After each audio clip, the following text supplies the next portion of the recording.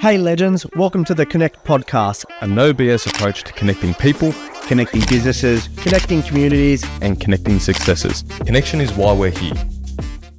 I need to get out in front of people and create opportunities. I wanted that resilience to be built. if you want to know the road ahead, ask somebody coming back. I'll go in. I only go up to the nipples. Anything further, I think about sharks. So guys, welcome to today's podcast. And the topic for today we're going to talk about is to start a business or not. That's it, Benny. So today's episode 2, and we're excited to talk about this specific topic because when we speak about it within our group, there's always a lot of value and some good context around it. So by all means, we're looking forward to how this is going to go with us. Perfect. And just to reintroduce everyone, myself, Ron from RP Wealth, financial advisor. And Ben from Shadowbox. And Patrick from Oztech Sparks. Actually, I did want to open the show with why we've changed seats, Ron. I think it's important that they understand. Yeah, well, I kind of got pushed out because just like everything, Ben wants to be center of attention. That's not God, true. far out. That's not true. I think it was, Paddy. Straight for the Did he jugular. not threaten me? Did he Straight not for the threaten me at jugular. start? No, I actually, And he did have a knife. He did have a knife. That's not I true. saw it. That's not true. I'm going to put it in context. I actually thought that the angle that the camera's on me, my nose looked too big. Was it your nose or was Yeah. it that the camera swallowed up Ron? No, that was one of it. Yeah. Yeah. So being the shortest guy, probably not the best sitting at the back. So we've taken it up a bit. Yeah. At the same time, we had a bit of feedback saying that you did look like the real life version of Beavis from Beavis and Butthead.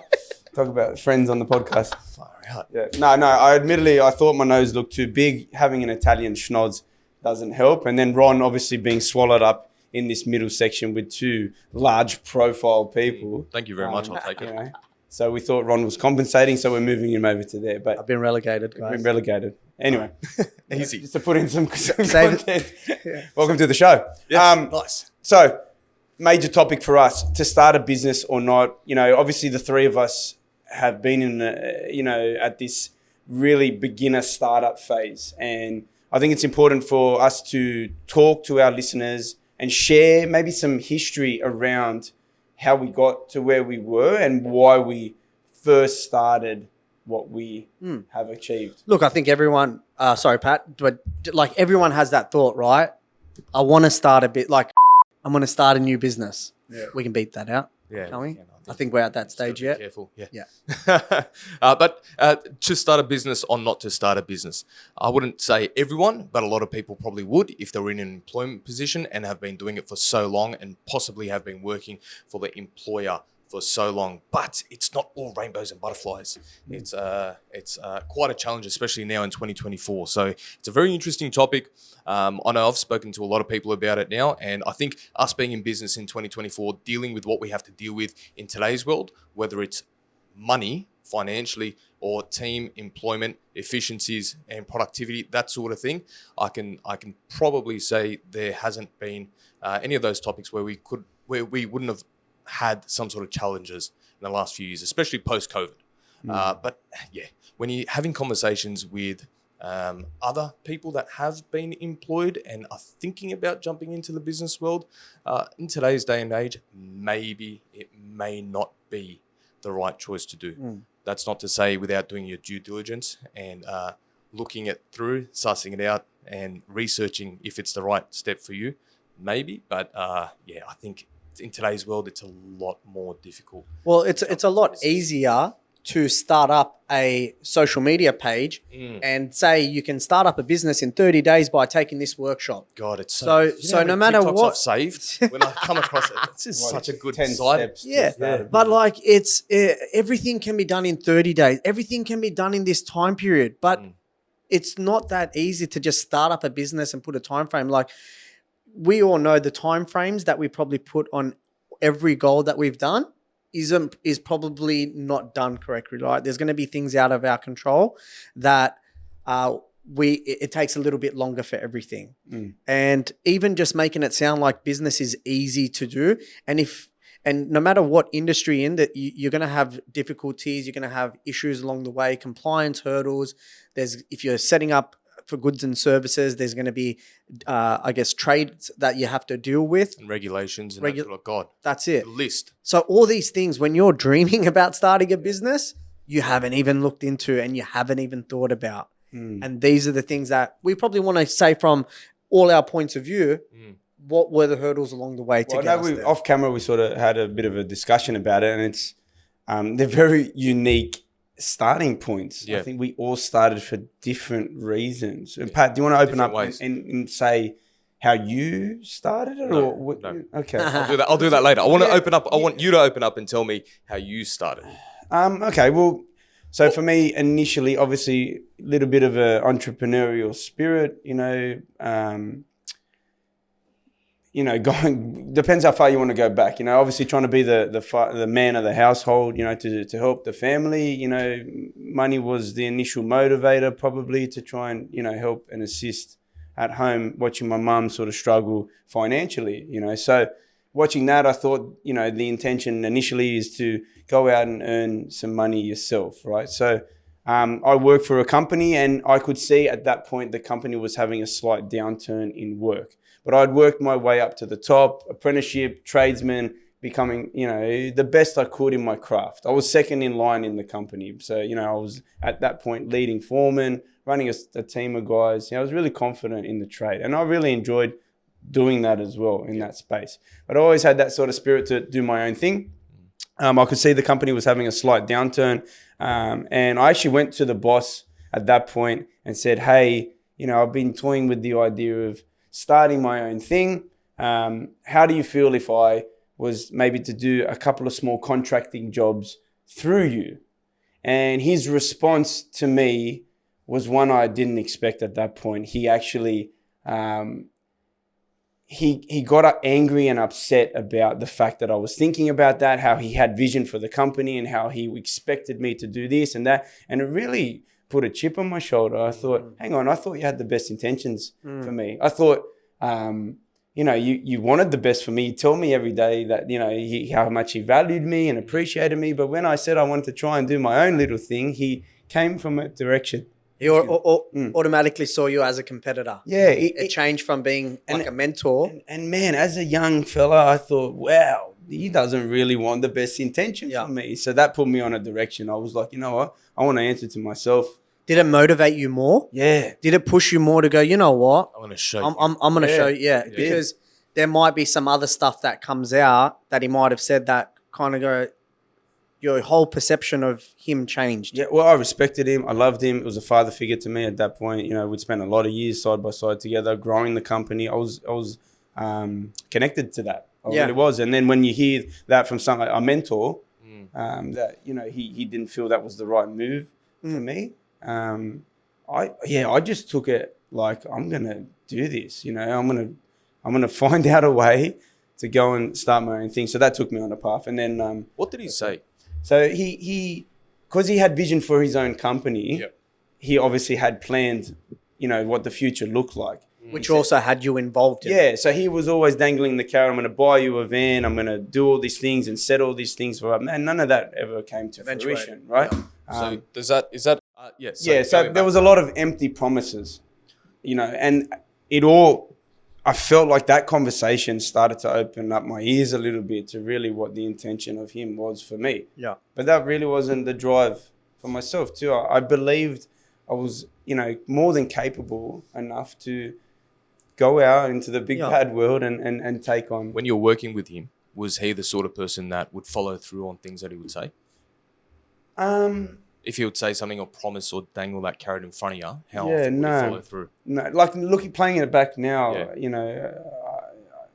not so much. But that conversation, he didn't. I felt he didn't have my best intentions at heart. That's the honest truth. And then that put a little chip on my shoulder, which took me on a journey. So then, business began from then. I had to work it out. I went and opened my company up. You go and do all the silly things like buy merchandise and wear a uniform and get a business card. I remember getting my first business card. I thought I'd made it. Yeah. That awesome feeling is the best point. It's the worst thing you ever do because you never really hand them out. I ended up chucking half of them away. But you think in business, I got to go and pay for a website. Go and get excited. Well, in saying that, Someone told me about, and this, when I got my first business card, they said, you usually throw your business card away. Yeah. So make the back of it blank, because when anyone ever needs something to write on, they're going to use the back of your business card. I've thrown away thousands of business Yeah. cards. It's incredible. But, you learn things the hard way. Ron, similar situation, right? I know we're talking off camera. You same position, working for a corporate company. Yeah. And what triggered you to say, hey, I'm going to jump out of this? Yeah, look, I never wanted to be a business owner. I just wanted to be a good financial advisor and focus on that. And if anything, I just wanted to be a silent shareholder and let someone else make the decisions for the business. I never thought trying to be a financial advisor in this current climate is hard enough as it is. To put being a business owner on top of that in terms of social media, being the accountant for the business, doing the HR side of things, the administration, it's all too much for me. The catalyst was when a client's daughter called up the office and said something about one of the financial advisors that worked in the business who we were trying to get rid of for a long time. They left 6 months ago, and we thought we had left that issue, but the client's daughter called and said, hey, can I just ask why this financial advisor is taking my mum down to the bank and taking money out of her account? That's what you want to hear. And then they said, well, they left 6 months ago. I'll put you through to my general manager, but I don't know why that's happening. And then I thought to myself, what if I walk out the door tomorrow and a current affair are set up because they found this story, and I'm the financial advisor that walks out that door trying to block any questions and not having any idea of it. That's my reputation and my career gone. Chasing a little Indian down. Yeah, 100%, right? And it's money. It's usually at a car yard, but this time it's at a financial advice office. So I was just like, I've seen that before. It was my uncle. But before that happens, I want to make sure that I'm out of this. And then the next thing was, my general manager was asking me to buy into the business and take over this specific group of clients that they had bought, a book of insurance clients. Now, that book of insurance clients, when they got transferred to our office, 40% of them left because their accountants and their mortgage brokers that had bought into that book, they weren't notified. So those mortgage brokers and accountants took all their clients and went. So my general manager is trying to tell me to buy into the business at a 40% loss already. Nice. And I was like, this is not happening. We went from 3,000 clients down to 2,000 clients. We went from 10 financial advisors down to 4. I had 3 different assistants in the span of 18 months. And I said, at the end of the day, I can't blame the office and can't blame the environment that I'm in. If I'm going to blame anyone, I've got to go do it on my own and see the difficulties and see the issues and not blame anyone else except myself. Now, there's an element of, I want to write my own path. And at that point, I felt Hey, I've got it over here. Was that scripted? Really? Was this No, scripted? No, it's Oh, not. wow. Oh, I yeah. actually have that tattooed. Wow. Yeah. At that point, when you can see the ship is sinking, or there's some issues or some conversations that you're not aligned with and you're not, and that doesn't sit with your values, that's where it was like, I've got to go in my own direction. I probably would have stayed with the company had that not been. And I just saw a big shift in the financial planning industry because I felt like I was a salesman. We were having Monday morning meetings, and it was a sales meeting, and we were talking about, our targets and how much. And every quarter I was hitting my targets, but every quarter my targets were going up. And I just felt like clients were coming in, and it was a revolving door of trying to increase their fees or get sell new products that had the backing of the banks that I was with, because there was always a push to promote their products.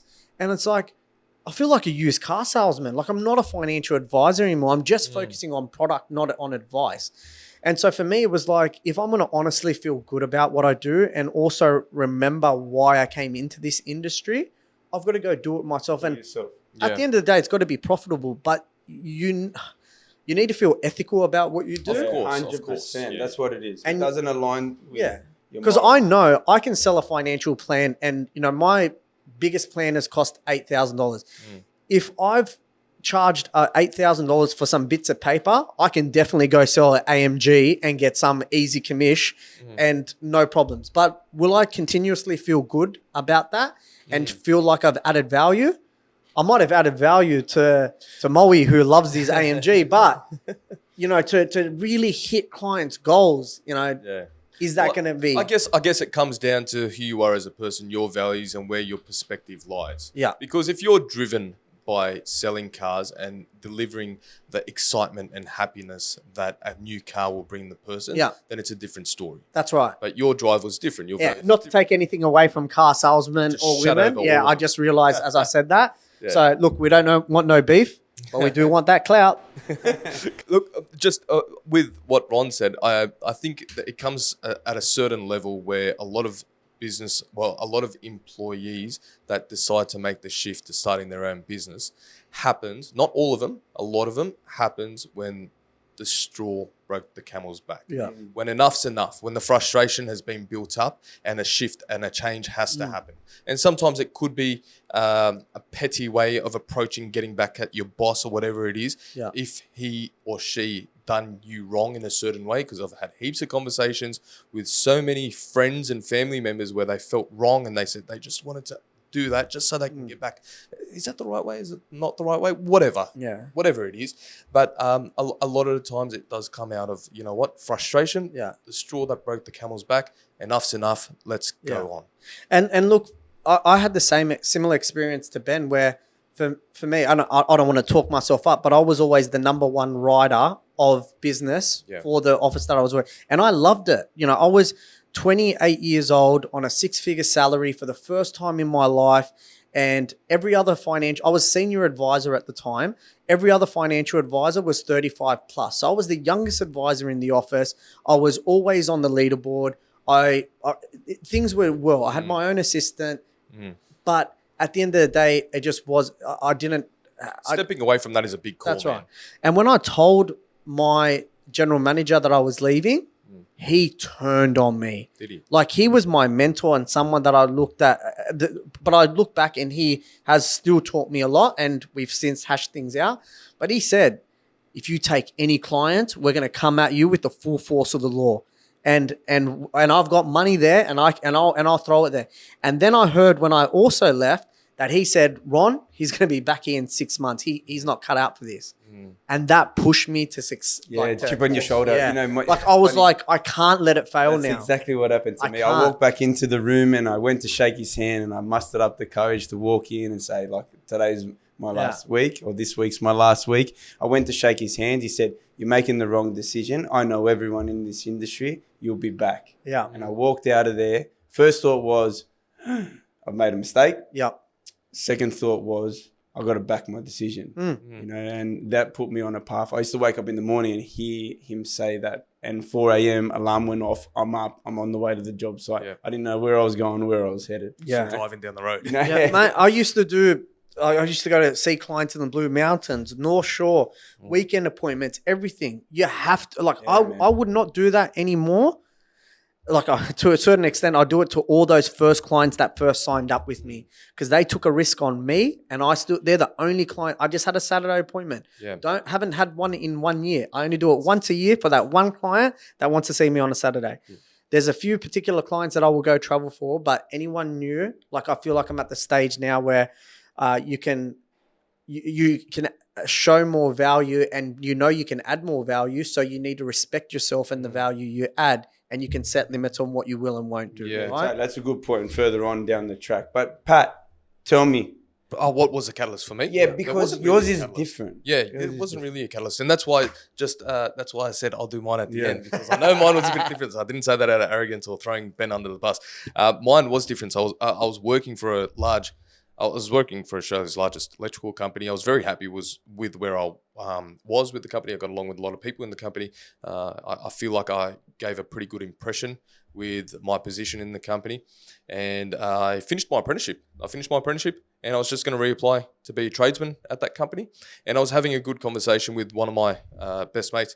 We were just hanging out in a Macca's car park on a Friday night at the end of our apprenticeship, just looking back at our years and just having D&Ms, deep and meaningful conversations. I think we were even eating ice creams on the hood of our cars, and just it was a good conversation. Sorry, are we talking about your first date, or are we talking about? Where we're going with Yeah, This was a conversation at the end of my apprenticeship with my best mate, and my intention was just to reapply as a tradesman with that company, and I knew he's a Sparky as well, and we did our apprenticeships at the same time, and it was him that mentioned to me. He said, "Well, why don't you start a business?" Because I knew from the start he was always going to start a business. He was working for a smaller company, and that's what a lot of people in smaller companies do. They finish their apprenticeship, they end up sort of, I don't know, going out, sussing it out, dipping their toes in the water.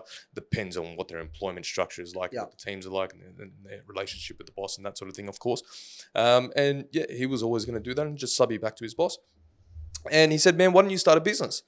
And I said, "Man, I never really thought of business. I didn't have the best impression of business because my parents had a cafe in Parramatta for about 5 years, and that didn't go too well with them. So we sort of felt leaves that sense of I saw the exhaustion that they went through and how it didn't play out well for them over the years and that sort of thing. So the impression of business wasn't the greatest for me or my family at that time. So I had no interest in business at that time. But he said, "Man, you never know. Give it a crack.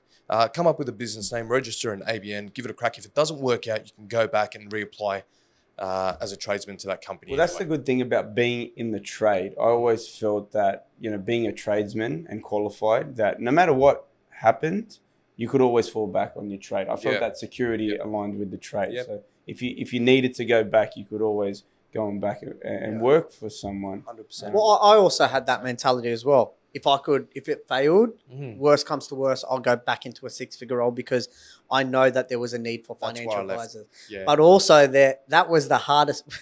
The first 18 months in business, when on LinkedIn, you're getting job offers because there is a need for financial advisors and 6-figure salaries.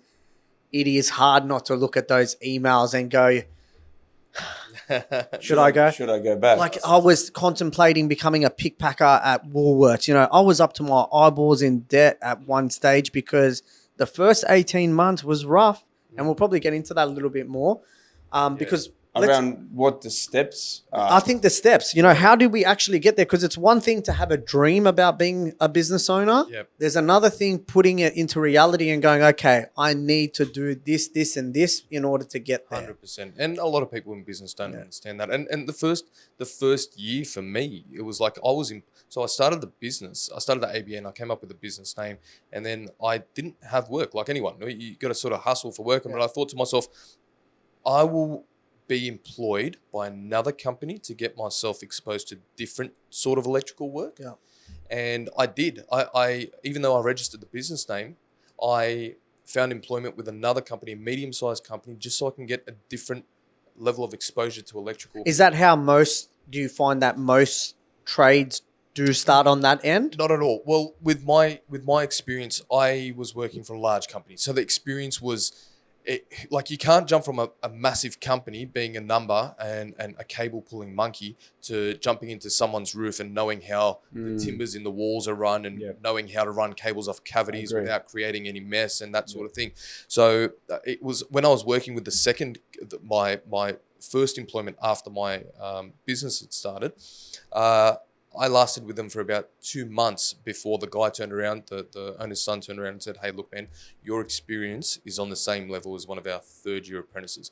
And that was a massive slap in the face because I had a chip on my shoulder coming off the back of my previous employment because I felt very respected there, and I felt like I was. And you knew everything all the tasks you needed to do there. Yeah, I was on top of what I had to do and my employment with that company, but with this new company, because it was different experience, it was like next to nothing. So then what that created inside of me, because I was very hurt by it, what that created inside of me was a slap in the face. It built up a fire inside of me, knowing well and truly that I never want to feel this pain again.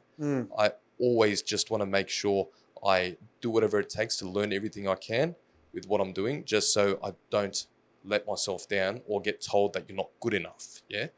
So after then, that's when I started subcontracting, getting the first real income to the business. And then that's when I started going out full time for myself.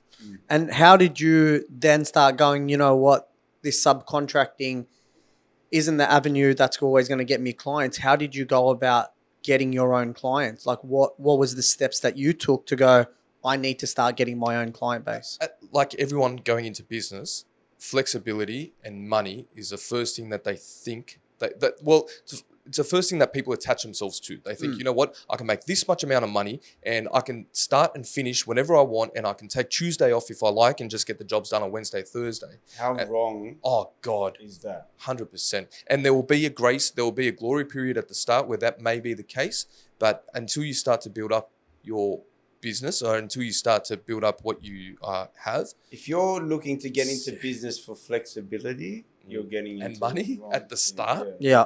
Or not even at the start. Like, how many companies are like 10, 20 years in and they're still having the same issues with time exhaustion, your time management, exhaustion, mental health issues, financial and cash flow issues. And I've seen some business owners that have kind of been stagnant for 10 years in terms of doing a one-man operation, one-woman operation, and then all of a sudden finding something that takes them to the next level.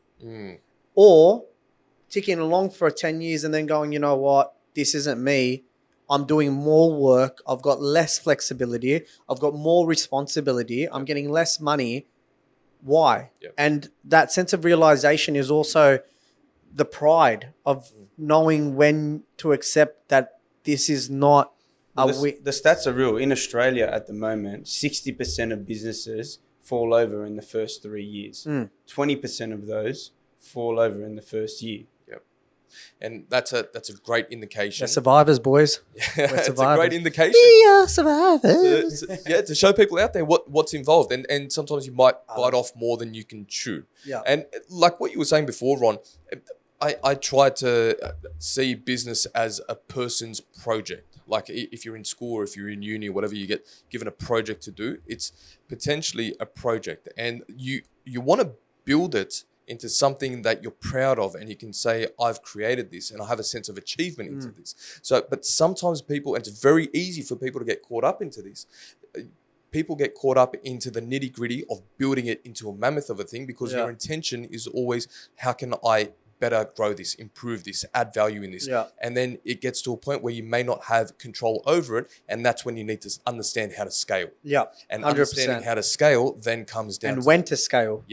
And then that then brings its own different factors, like leadership. Now you're taking care of a team. Now you're dealing with other human beings. They want to feel respected. They want to feel appreciated. They want to feel a level of representation in the company, rather than being told what to do, rather than it just being a job. Especially in today's world, everyone wants a sense of achievement or wanting to be part of something bigger, some sort of a mission. And then that's when you have to understand how to work with these people as a leader and build something inside of them, so they can say, yes, I'm proud of being here. I'm proud of wanting to grow this and build this. Well, there's certain attributes that I think you should sort of be self-aware of if you're thinking about going into a business.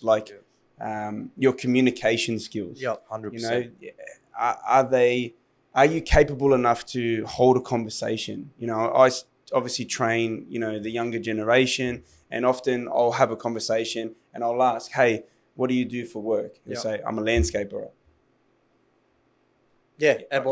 What do you... Or I'll go to a kid and say, hey, what do you do for work? You say, I'm a third year landscaper. I just worked on a project today in Bellevue Hill, and he shows me some photos. I go, you got it. Right? See the different approach? You know, do you have attention to detail is an attribute that I think that there's a lot of guys and girls missing.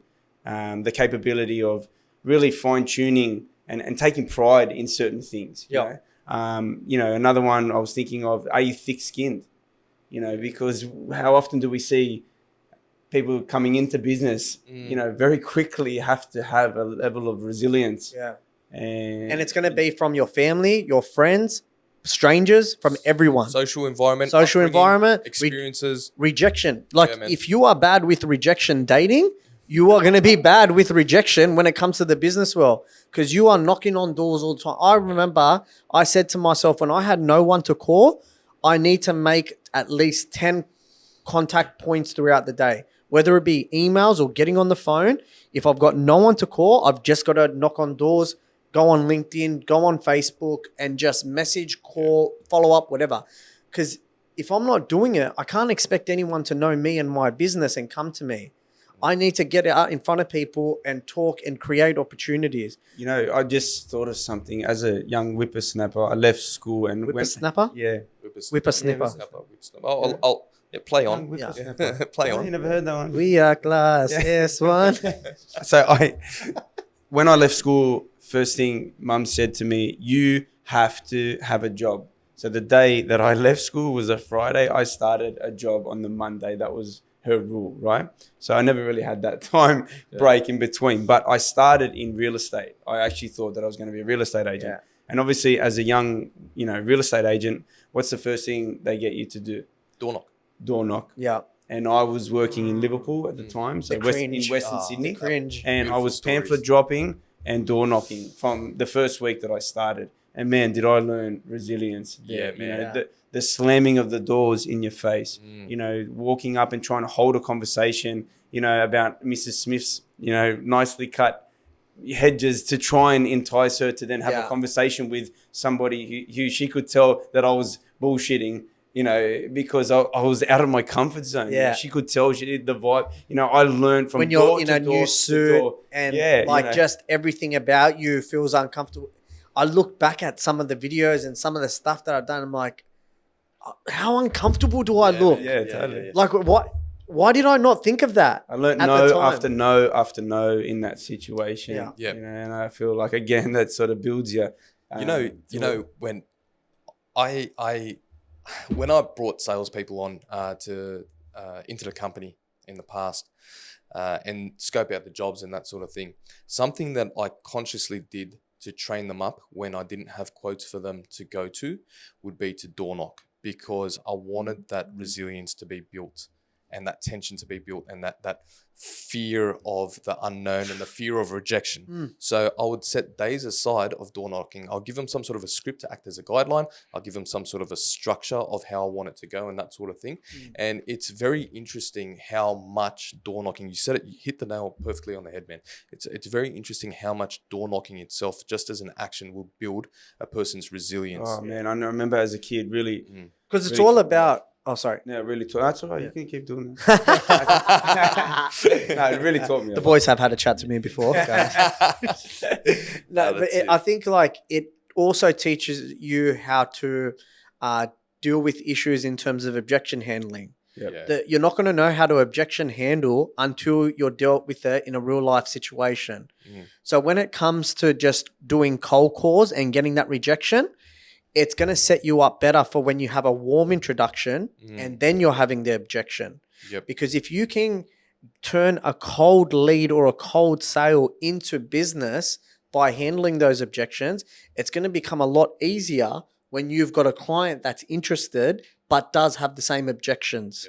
Yep. So you're preparing how you're going to say things, preparing what you're going to touch on, the key objection points that okay, this is what I'm going to say. This is what I'm going to say. What initially knocking on the door, open up, how are you thinking about selling? And we had a script that I'd say that several times. I got the door slammed on me and a few F-bombs thrown out. Then I realized that this is a bit of a game of building a relationship. Yep. So then that also taught me, I need to connect with the particular person. I've just knocked on your door at, whatever time of the day. So I need to find a way to open the conversation, nothing to do with what I'm actually here for. And I actually got really savvy with it, and I often picked up a couple of small listings for the sales. And the sales guys loved me because I was, having a real crack at it as a young kid. Then the company came and said, we're going to move you to property management. So I was dealing with rentals, middle of Western Sydney in Liverpool, and that broke my real estate dream very quickly there. But, another attribute that I was thinking of that you have to start a business is understanding your finances. I feel like, and we probably all have made errors in this space. Well, let's put it out there. Yeah. How much should we start with? Well, I had money saved up So, in the pre-planning of me starting a business, I thought I needed to put away about 3 months capital of what I believed was. Which is what you should always kind of have, right? If you've got a business, 3 months worth of cash flow, whether it be business, personally, for rainy days. But realistically, how much is always going to be there? We've got GST, we've got BAS, we've got all these things that come up. Yeah. But initially starting, you probably want to have a buffer. Yes, and understanding mechanism to save and prepare for a rainy day. You hit it on the head. I always thought that, while I had a couple of jobs in front or a couple of clients, what if they, when that finishes, or what if they finish up? Yeah. What next? You need to prepare for that. So if you're frugally spending, how often do we see guys come into business and then, make a bit of cash off a high commission paying job or whatever, or it's quick money, and they go and buy that Excitement. AMG or, Excitement kicks in. Well, for me, I had 3-4 months worth of cash there. And then what happened, Ron? And then I went to Europe for 6 weeks before I started the business. Great stuff. Because I said that this was going to be my last holiday, because I was prepared not to go on holiday for 3-4 years. At that stage, I was going on holiday every year overseas. I picked a new country. Every year I was going overseas. So to take 3 years off, I was going, 6 weeks. And it took 6 weeks for me to get authorized and registered and get all my advisor codes to be set up. So even if I was in Sydney and I set up the business, I wouldn't have been able to write any business. So it was justified. Yeah, in my head it is. Yep. But also then coming back and going through 75% of those savings and only having about 5K left, it was either sink or swim. You got to make this work because there's no backup. How interesting is it when you're put in a situation where your back is up against the wall and it's sink or swim? You have no other choice. There is no plan B after that. You have no other choice other than to make it happen. And that's linked 100%. Directly to how determined you are to seeing the end result. I feel like you work your best. I know you, Pat. We've been friends for some time. I feel like you work your best in that moment. Would you Under agree? pressure? Yeah. I feel like a lot of people do though, but that all comes down to how determined they are to make the end result happen. Because you'd see a person's true colors when they're under pressure, and you'd see what they're able to create as an outcome and what they're able to achieve when they're put under pressure. But we've all seen business owners that you can tell that they get flustered at like an issue that's not an issue. Yeah. And that might be they might not be a business owner, or they just have to learn how to deal with these. That's it, man. I think that just comes down to emotional regulation and exposure therapy. The more you expose yourself to something hard. Emotional regulation. Oh, there's another thing. It's true, man. The more you expose yourself to something hard, the easier it starts to get. Ben knows all about this, man. And it's like, and when you're in business, naturally over the years, if you're going to be if you're going to deal with a lot of challenging, exhausting scenarios, you're going to build up the resilience over the years to take you over onto the other side. And then that's that piece of growth that takes you, that's that 1%er that takes you onto the other side, and building a whole heap of those 1%ers. Well, it's just, the journey. It's all part of the journey. 100%. And the connection, right? It's a connection, baby. In saying that, I think for time, let's talk about our biggest challenge. What was the biggest challenge in your business, personally or business-wise? Let's start off with Ben, given we started with him. Who gets a bit of anxiety just hearing that? Yeah. I felt my heart drop. There's been a couple, man. There's been a couple. Probably, I'll talk for Shadowbox. Being in the gym space, obviously, we opened the gym 6 months before the first COVID lockdown. And if you remember, the fitness industry and the hair and beauty industry were the heaviest to be hit and quickest to be hit. We were forced lockdown. My wife had a hair salon and I owned the gym. So, we almost took our family under in the process of what we had just started to build. We lost almost 60% of our clients overnight, and that it was a real shake-up moment. I had another business, obviously, and I took that with it because I was trying to, rob Peter to pay Paul, and it was just a really challenging time afloat through COVID. And then we decided that we were going to continue on because there were points where we had a conversation like, we got to run. We got to run very quickly because this is not a viable business, and we decided, Megan and I, that we would stick it out and we reopened and we started to build back up, and then we got forced lockdown again, and they closed us again. And the gym was the first to go again the second time. And overcoming that, coming through COVID, and you know what, we fist pump high five, all of us in different industries, because we all got affected by COVID. COVID lockdown, forced lockdown. Our area, Western Sydney. We were probably the worst area for it. Like I was in Liverpool. Should have lived in Bondi. So we just opened our second office. The day before I was about to go to Norwest to officially open up our new office, we're put into a 3-month lockdown. Didn't even get to see the new office because my business partner was going to look at that office and decided on it, but I couldn't go because of the first lockdowns. And then the second, so we're paying for rent for an office that we didn't even get to see. Yeah, same as us paying rent. The landlord, because they weren't issued any sort of leniency themselves, which I understand, didn't on pass any sort of grace to us. So you're paying rent for not using the space. And you're watching your numbers dip and dip and dip. And I made some decisions then as the leader of the group to continue to pay my staff. We were running Zoom classes, and I stepped away from those classes to try and keep all my coaches afloat because they were heavily affected as well.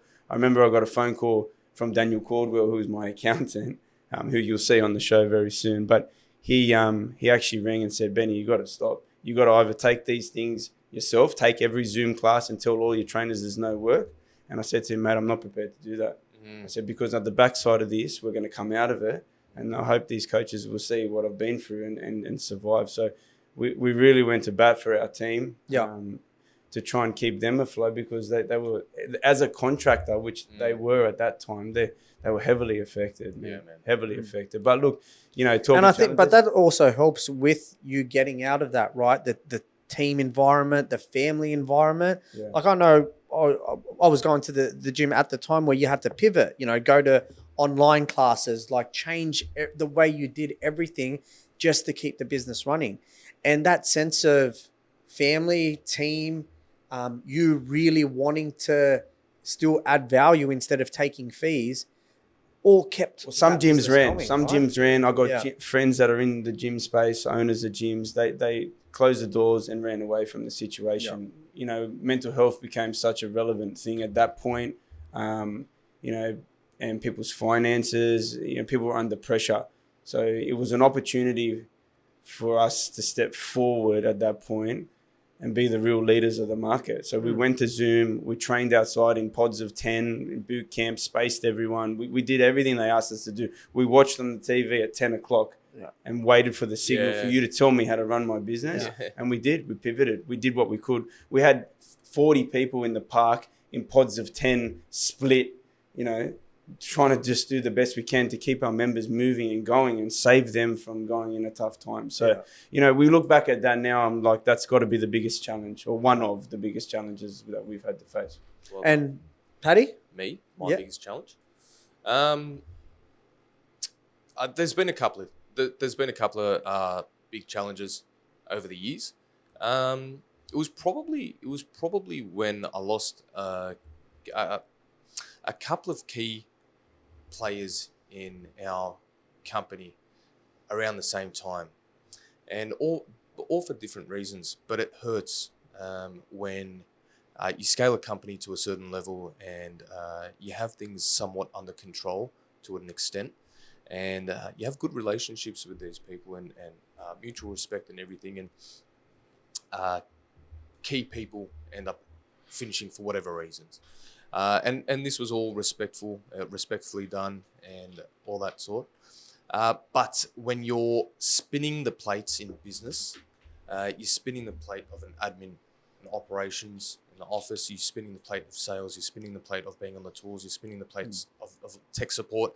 And when we built it to scale, you start dropping the plates, and you want to make sure you don't drop plates, or you try and avoid dropping plates wherever you can. Well, your time becomes more important, and it's a lot less to give. 100%. It becomes a lot more stretched, and you end up putting a lot more hours. So we lost about 3 key players at the same time. Now that put me in a pretty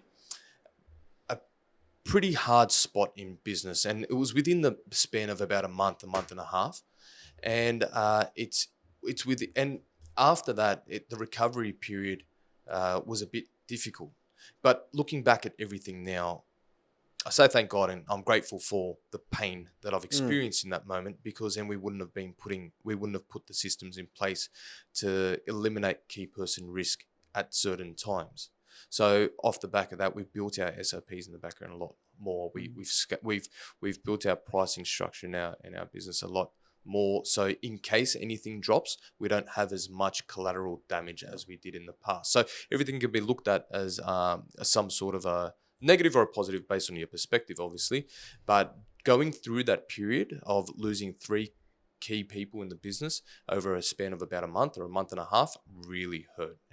And I was doing 75 hard during that time as well, man. So my time was already stretched, and I was determined to finish 75 hard, which I did. But it was just extremely, extremely difficult. But looking back at it now, and even during 75 hard, I reckon if I wasn't doing 75 hard during that time, I probably would have been a lot more reactive to how I would have made my decisions during that time, rather than being responsive and taking a few more things into consideration, because I had a bit more, had a lot more time with myself and making better decisions and doing things in a better way. But a key person risk is a massive lesson I've learned off the back of that. And a lot of people mention that in business. Some people may not know what key person risk is. If I, as a business owner, pull myself out of the business completely, how well does my business run without me? Yeah. So if I have a person if I have a 2IC or a person running part of the business, and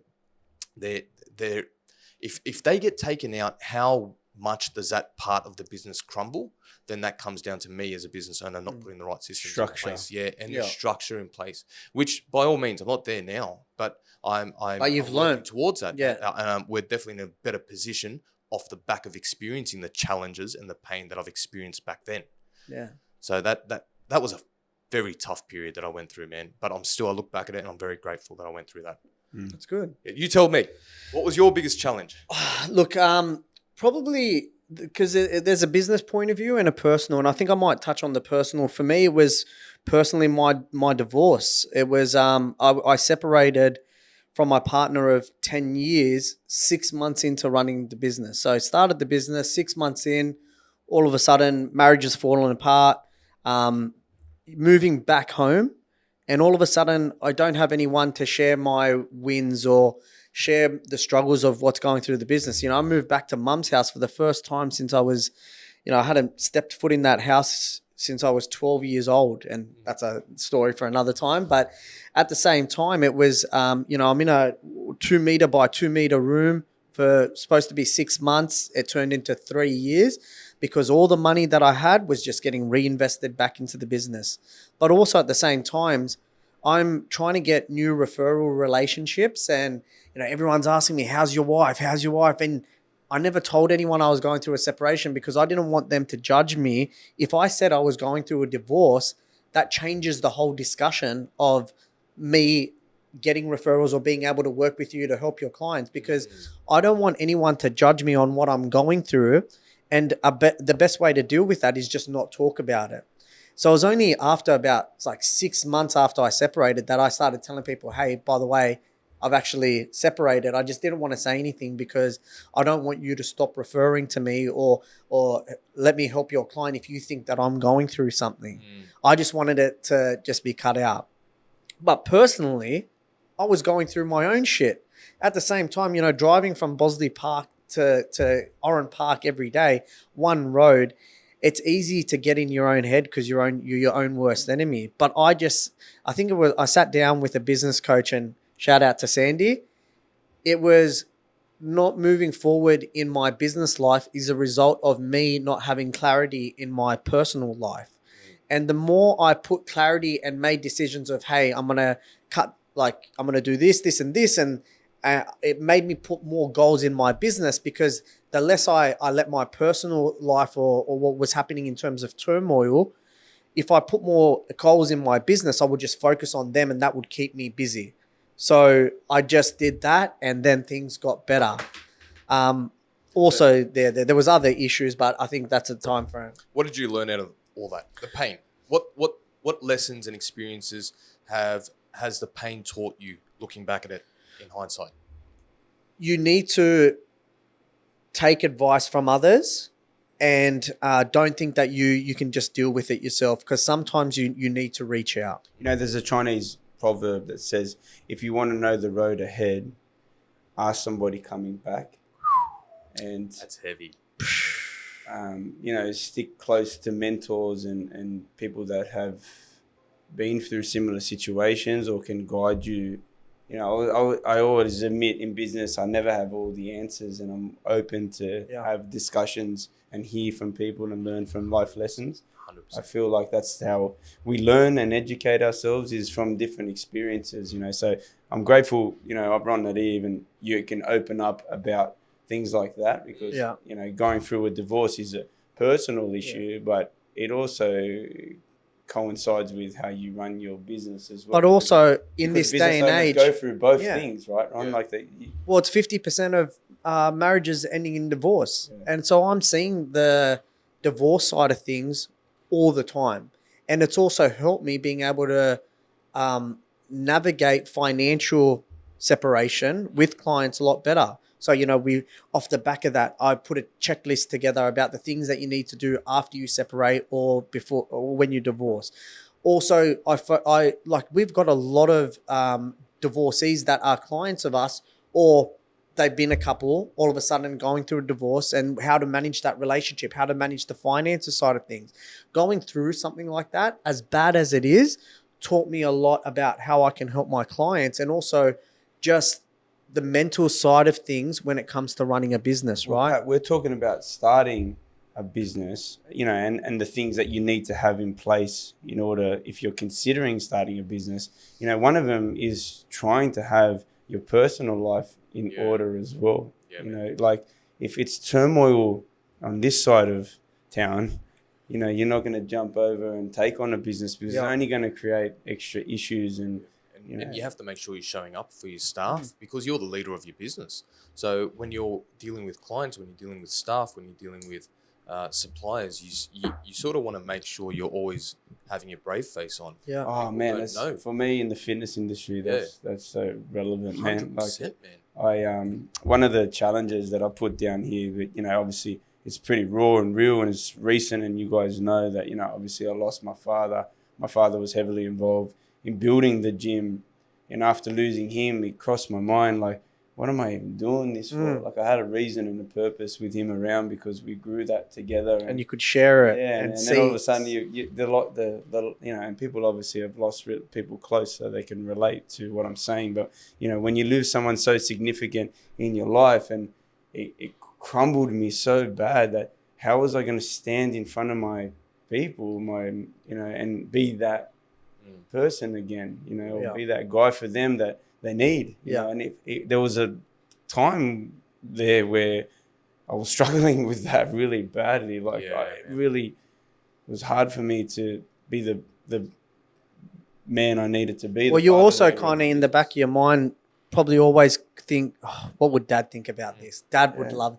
And when you think that, it probably wouldn't make you sad and make you feel like, should I even be doing this when cross my mind the person that I'm like, even I had great wins when I was a business owner, but I had no one to share with. Now I've got a new partner, Kat, and she's great, and I love talking. She loves being involved in the business discussions. But when you're doing it by yourself and you feel like business is lonely, it's lonely up the top. That's what it is. It's lonely up the top. Even when you're not at the top and you're just trying to get to the top, right? Well, I mean, at the top of your business. That's right. Yeah. So when you were going through what you were going through, and the thoughts and the pain from losing your father, did you still show up for your business? Yeah, there's probably a dark moment where I probably thought I should run at that point, but going back to what you said, Ron. At some point, I had to say, what would he want, or what would he expect, and then that bounced me out of that thought process, you know. But I'm talking more for people that are thinking that, you know, they want to jump into a business and whatever. Like, well, you got to have the right mindset, right? You've got to understand that your business, and I think we were talking about this before.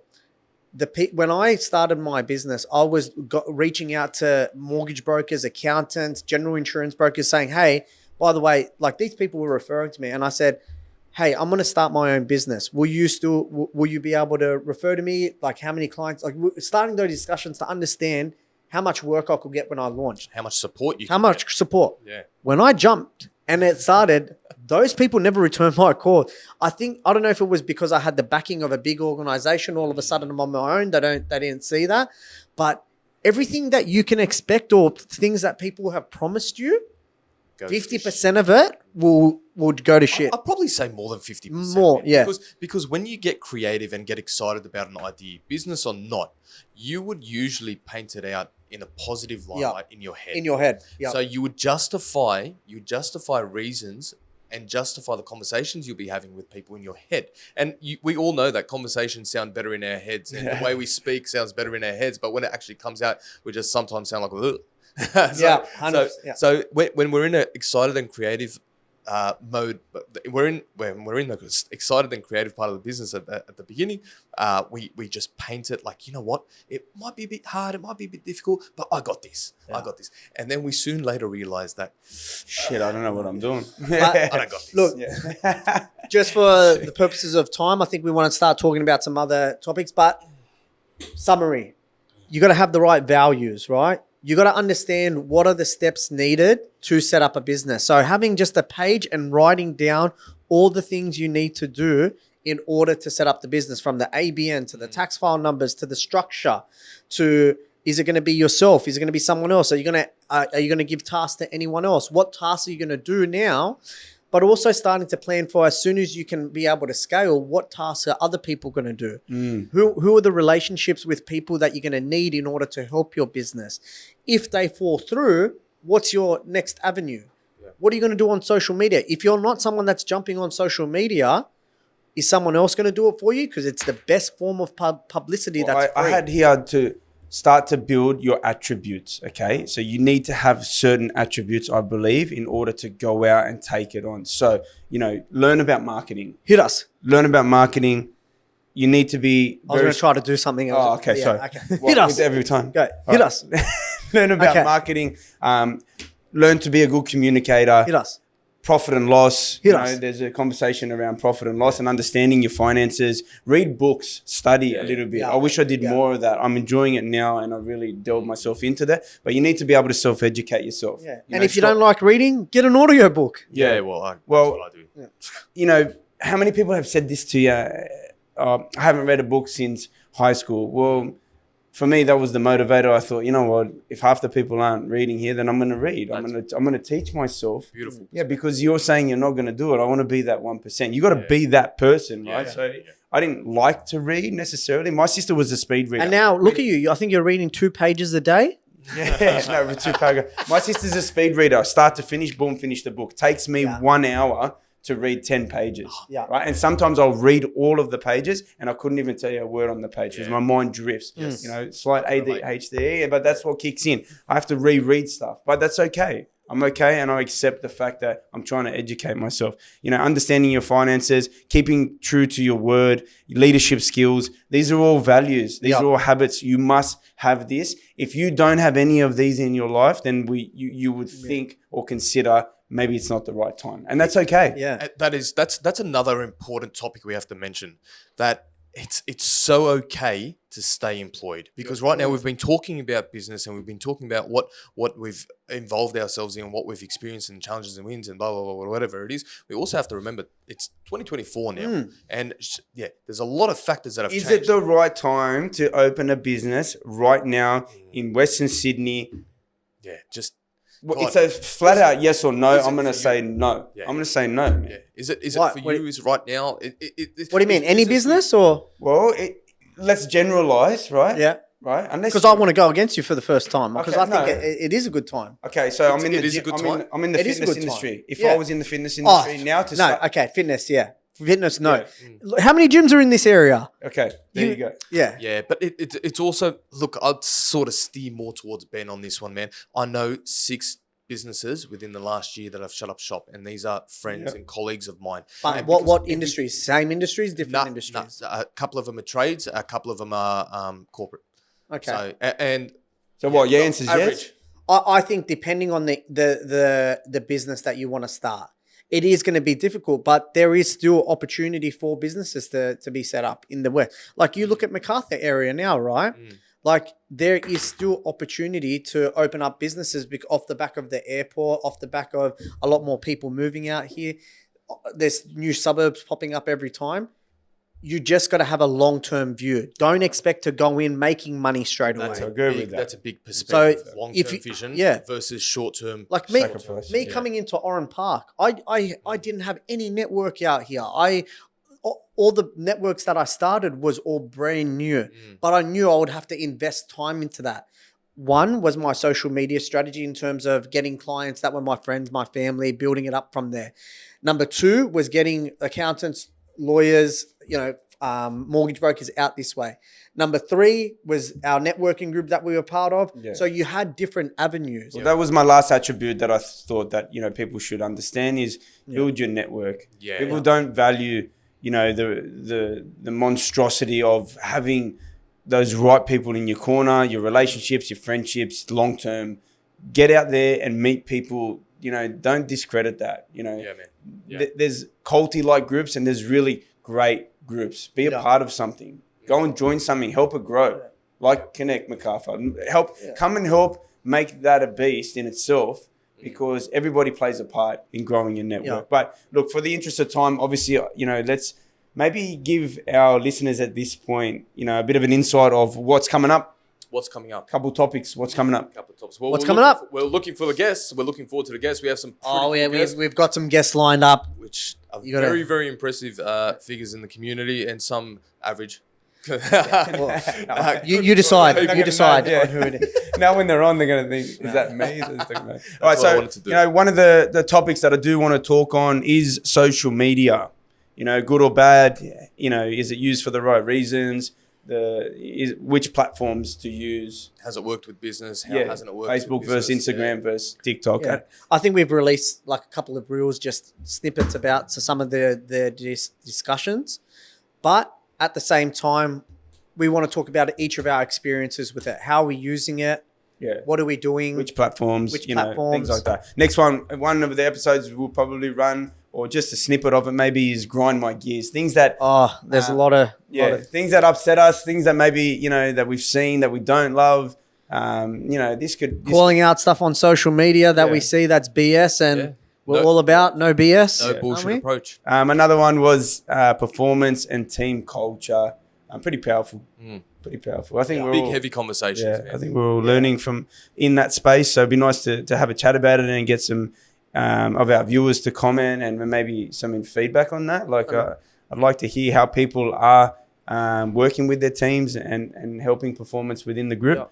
Mental health versus mental toughness. Yeah, I think that's going to be a really good conversation because mental health is a bit of a buzzword right now, and that's not discrediting the amount of people out there that are dealing with mental health after COVID. And I think, being from the area and having these discussions with mates sometimes can be taken as a bit of a laugh or just doesn't happen, or how do you start it? And we've all had to deal with it in our own groups. And I think just talking about things and maybe some issues that are going on with ourselves, but also we've got some guests that are coming on that have had some stuff that's happened to them being a business owner, and we want to show you real life scenarios of people that have dealt with some pretty shitty situations and how they've recovered from that and still recovering from that. Yeah. And the last one, just some talk or key points around habits and values. I think, for me, habits are everything. If you're not building your daily routine, if you're not winning the day, winning the morning, these are key principles. Getting the hustle on. Yeah, man. Yeah. That's my vibe. Yeah. That's my vibe. And if you are a business out there, you want to get involved with the podcast, you want to come to our events, we're always sharing the details of our next events that are on. But at the same time, if you want to be part of the show, looking at sponsorship opportunities, reach out to us. Even if we're content in terms of what you'd like to see on the podcast, let us know. Yeah, Always if open you to think feedback. that I should sit here or Ron should sit there, reach out. Maybe we Yeah. can get crazy and I sit there or I sit Yeah. there. Oh, we wouldn't. Look, I'm staying humble That's here, guys. too much. Yeah. That's too much. Oh, we don't want you going there, all right? All right, so Overstepping let's now. wrap up the show with this, guys. I thought I'd have a bit of fun today with a few questions for our viewers to get to know us. All right, so I don't want you to overthink this. All right, so Pat, if you could holiday anywhere in the world, where would it be? I've been there, Vegas, but Dubai. One of them. But one of them. That's heavy. That's heavy. Ron. Rocky Alps. I haven't been there. Want to go there? Rocky Alps. Yeah, in Canada. Okay. Okay. Yeah, Canada's cool, man. Yeah, I love seeing. I've been seeing it. Rocky Alps, so a specific place. I've traveled a lot, but that's one of the places I haven't. And Yeah. here I am just saying cities. I should have got specific a bit. Rocky Alps? I'm saying Alps. Dubai. Google it. Well, you said All right, I'll Vegas look it up. first. Google it. Yeah, sorry.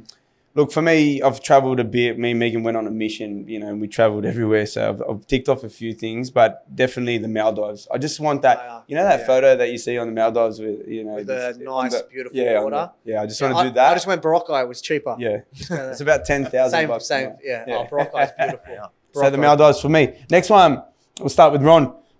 What was the make and model of your first car? Oh, my Honda Civic. It was dropped on 18-inch rims. Yeah. I was sitting like that. You there. Yeah. Every speed hump. What It was a you say $6,000 car with a $10,000 loan. Yeah, 100%. and a couple of yellow pages just steering wheel. Boosted Just him up pillows, with but the my booster mum seat. gave it from her car.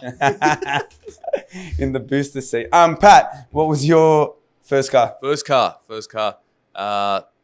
Toyota Camry station wagon. Nice. Blue. Nice. Yeah, very original. Nice. And it got ridden off by a semi-trailer on Heathcote Road. Your fault? Sandwich. Nah, the guy was turning into me, didn't see me, and then just took me out. No. Yes, but I made it. I'm here today. Yeah, you are. Tell the You story. are, believe it or not.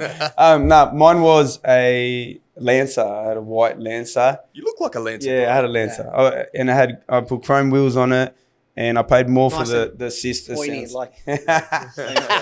Thanks, bro. I put more money into the sound system than the actual car itself. You know, Yeah, my sub got taken at the front of my house. stolen. Really? Yeah, and the deck head. Remember you used to Yes, yes. But they took the Take it deck out. head, but they didn't take the actual deck. So all they did was Oh, inconvenience that's me. just annoying. Yeah. So my sub, in the back window, like rattled. Yes, the, yeah, I love that that. guy Yeah, at the lights, like. brrr. Yeah. I don't know how to charade it. I pumped it with Yeah. a sub. And You have to screw everything in. Yeah, Like it's a move. yeah. It's a move, yeah. Okay, so Mine would screw. next one. We'll start with Pat this time. What sports did you play growing up, if any? if any. I played soccer for 3 years, and I actually enjoy soccer, but I didn't continue with it. For 3 years, wow. Yeah, 3 years when I was like 6 or something. Okay. And no other 6 sport. to 9. Wow, there you go. You? What was that? Well, you were listening. My headphones aren't working. I don't know. You wanted to tell us? Did you play any sport? Yeah, footy. So Like, no, I was a hooker, and then I started playing football. You were in the. We're in the. Do you remember? We're in the. Yeah. In the school footy. Yeah, team. we lost every game, Literally. like 50-0. Literally. The only thing we did was had fights with St. John's, Yeah. Fairfield, Yeah. and Prairie Wood. I was the fullback of that team, so you can imagine being in a bad Yeah. team. I used to get pummeled Yeah. every tackle. So man. footy was the only Footy. sport I played. So for me, obviously, been involved in martial arts. I started martial arts at 4. Weren't you the youngest black belt? Yeah. What was that? What was that title? No, I mean, Say it. Don't be humble. Do it. so yeah, I started at 4 years old, and I was the youngest Australian black belt in the country. In the country. So back then, it was forbidden for a kid to be a black belt, sort of at the age of 10 or under. Now you got 4-year-old black belts running around, so it's really bad, and the industry's gone terrible. But back then, legitimately, I had my black belt at 10 years old. I had to break roof tiles, the same grading process of a normal adult black belt. I had to go through that. It was gruesome.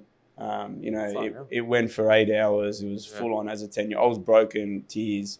I think my nunnu got up and wanted to fight with my master because he felt that it was just too much, So, but yeah, martial arts all my life for me for a sport, and still dedicated to that. Okay, so this one we're going to do, right? So I'll pre-frame it. You got to cover your eyes, and then I'm going to say 1, 2, 3, and you got to point at the person who you're answering this for, all right? So Try not to knock out the cameras. Don't. Why'd you take your glasses off? Because I didn't cover my eyes. Oh, okay. What are they? They're not X-ray vision. All right, so you're going to cover your eyes. Ready? So who is most likely to get kicked out of a nightclub? Hold it up in 3, 2, 1, go. Let me look. Let it go. Look. Actually, yeah. Go on. Maybe, yeah. Yeah. You come to me. I came to you. Yeah. Actually, going off past experience, you'll probably... I was gonna say I do have a better a few rate. drinks down, and then Ben's a It depends who's very there, fun me or sort of you. guy. Yeah. Did you point to yourself? I did point to myself. All right. So next one. Who is most likely to be school captain? Oh, Look, you don't have to cover for this one. I'm gonna say it's got to be him. Yeah, 100%. It's got to be you. All right, I was school captain of my Were primary ya? school. Were you really? I was the second school captain in the history of my primary school. No way. It's my little flex. That's primary your flex. school. That's your flex. So did you think of the idea in year one only to vote for yourself, or knew you were going to get do you know how I got people to vote for me? I print off posters with the sickest cars like Ferraris and Lamborghinis and put my face on it and say vote for Patrick. No And way. everyone just loved the sick cars. Yeah. And then see posters of Ferraris and Lambos and McLarens and any stuff. future school captains you want to get voted in? It Put a works. Ferrari. Take that angle. Ferrari. Take that angle. 2 more. Ready? I'll start with Ron. Beach or country? Oh, I hate both of them, but I love driving in the country. Hate the beach, hate the sand. Going from like our area all the way and getting all that sand, you can't. Nah, bro. Are you one of those Indians that wear clothes to the... Not because I'm Indian. Because I got a big body. Nah. I want to stay Nah, warm. I go in. I only go up to the nipples. Anything further, I think about So that's sharks. not very high, Jeans, bro. jeans. Your ankles are in the water. You're still up at the rope. Beach or country, bro. What do I picture him wearing jeans going into the water? Imagine me up to here, you guys walking ankle high. Beach or country? I love them both. I don't know. If I was to live there, Yeah. probably beach, man. Yeah, I'm a beach boy, man. All the way. Beach boy all the way. Last one. I'll let you decide because this is a pretty powerful question, but what are 2 things still on your bucket list? I'm happy if you just give me one. Yeah. It's pretty, as an entrepreneur, it's so significant. Like, you want to achieve something. Like, I get it. I get why you did that big sigh out. Are we talking personal or business right now? Look, I'm easy. I'm easy. Just give me one thing. Well, now you say I got 2 things off the top of my. One personal is I love watching the rugby sevens because it's the only sport that Fiji are just world champions in. Yeah, had a public holiday when they won the Olympics and have a $7 note. Yeah. So for me, 1 year I want to follow the rugby sevens tournament because it goes all around the world for like half the year. I just want to follow it and just go to each one. That'd be cool.